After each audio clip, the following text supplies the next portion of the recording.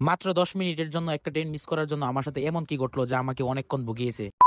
আসসালামু আলাইকুম, welcome to my long another video. আজকে আমি চলে যাব কিশোরগঞ্জের উদ্দেশ্যে। তো গাজীপুর থেকে কিশোরগঞ্জ যাওয়ার জন্য আমি আজকে চেষ্টা করব ট্রেন দিয়ে ভ্রমণ করার জন্য। যে কথা সেই কাজ। তো আমি বাসা থেকে বাইর হয়ে একটা গাড়ির মধ্যে উঠে পড়লাম। গাড়ি দিয়ে আমি চলে যাবো প্রথমে জয়দেবপুর। জয়দেবপুর থেকে চলে যাবো এয়ারপোর্ট। এয়ারপোর্ট থেকে চলে যাব কিশোরগঞ্জ। এই মেঘলা দিনে যদি ভ্রমণ করেন তাহলে কিন্তু অনেক মজা লাগে, আর এর সাথে অনেক বাতাস, অনেক ঠান্ডা বাতাস যা শরীরকে অনেক শীতল করে দিচ্ছে। আর এদিক দিয়ে দিনের অবস্থা অনেক খারাপ, কিছুক্ষণের মধ্যে মনে হচ্ছে বৃষ্টি চলে আসবো। আর এদিক দিয়ে আমি উড় করে বিউ করে চলে আসতেছি প্রায় জয়দেবপুরের কাছে। দেখতে পাচ্ছেন এত সুন্দর ভিউ, রাস্তার দুই সাইড ও গাছগাছালি, অসাধারণ ভিউ। তো এত সুন্দর ভিউ উপভোগ করে একা একা চলতেছে আর মনটা অনেক শীতল হয়ে যাচ্ছে। আর আকাশের অবস্থাও বেশি ভালো নয়, মনে হচ্ছে কিছুক্ষণের মধ্যে বৃষ্টি নেমে আসবে। 9টা 40 জয়দেবপুর থেকে একটা ট্রেন চলে যায় ঢাকার উদ্দেশ্যে। তো এটাই হচ্ছে সেই ট্রেন। এটা আমি মাত্র 10 মিনিটের জন্য ধরতে পারি নাই। সেই ট্রেনটা মিস করার জন্য আমার প্রায় 2 ঘন্টা থেকে 3 ঘন্টা সময় লস হয়েছে, এবং কি এত পরিমাণ কষ্ট হয়েছে যেটা আমি আপনাদেরকে বলে বিশ্বাস করাতে পারবো না। যাই হোক, আমি চলে আসছি জয়দেবপুর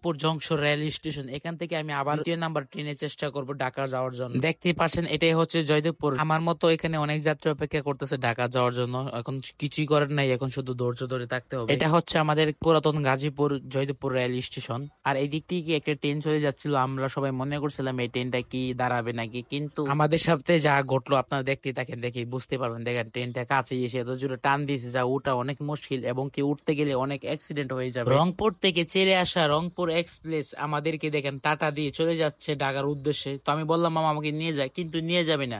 আর এদিক থেকে প্রায় 2 ঘন্টা অপেক্ষা করার পরে, আর এদিক দিয়ে বৃষ্টি এবং কি কত কষ্ট করার পরে 2 ঘন্টা পরে আমাদের যে ট্রেনটা মাত্র আমাদের জয়দেবপুর রেল স্টেশনে নেমেছে। তো খুব কষ্ট মষ্ট করে উঠে পড়লাম। দেখতেই পাচ্ছেন এত পরিমাণ যাত্রী, বাহির দিয়ে ধুমসে বৃষ্টি হচ্ছে এবং কি ভিতর দিয়ে প্রচুর পরিমাণ যাত্রী যা একটু লড়তে পারবেন না। এই জায়গায় দাঁড়াইছেন, এই জায়গায় দাঁড়িয়ে থাকতে হবে। ট্রেনে হচ্ছে এত পরিমাণ ভিড় যা বলার মতো না। যাই হোক, অনেক কষ্ট করে এয়ারপোর্ট লাগাত পৌঁছে গেলাম। এয়ারপোর্ট গিয়ে এদিকে আমার যে কিশোরগঞ্জ এক্সপ্রেস ট্রেন এটি ছেড়ে চলে গেছে 11টা বাজে। কি করব বুঝতে পারতেছিলাম না। তো ঢাকা এয়ারপোর্ট থেকে উঠে পড়লাম একটা বাসের মধ্যে গাজীপুর চৌরাস্তার উদ্দেশ্যে। ওখান থেকে 50 টাকা ভাড়াতে উঠে পড়লাম এয়ারপোর্ট থেকে গাজীপুর আসার জন্য। গাজীপুর চৌরাস্তায় এসে আবার সিএনজিতে উঠলাম কিশোরগঞ্জ যাওয়ার জন্য। সিএনজি প্রতি ভাড়া নিল জনপ্রতি 300 টাকা করে। আর এখন আমরা বর্তমানে আছি হচ্ছে ময়মনসিংহ হাইওয়ের মধ্যে। দেখতে পাচ্ছেন দুই সাইড দিয়ে গাছগুলো অনেক সুন্দর ফুল ধরেছে। রাজেন্দ্রপুর এবং কি কাপাসিয়া পার করে চলে আসলাম আমরা টুকবাজার। তো টুকবাজার এসে আমরা একটা ব্রেক দিলাম চা খাওয়ার জন্য। এটা হচ্ছে গাজীপুর টুকবাজার। তো টুকবাজার থেকে আমরা চা ব্রেক শেষ করে আবার চলে যাচ্ছি আমরা কিশোরগঞ্জের উদ্দেশ্যে। এটা হচ্ছে টুকবাজার। আমরা বর্তমানে আছি গাজীপুর জেলার ভিতরে। আমরা একটু পরেই চলে যাব কিশোরগঞ্জ জেলার ভিতরে। আসলে গাজীপুর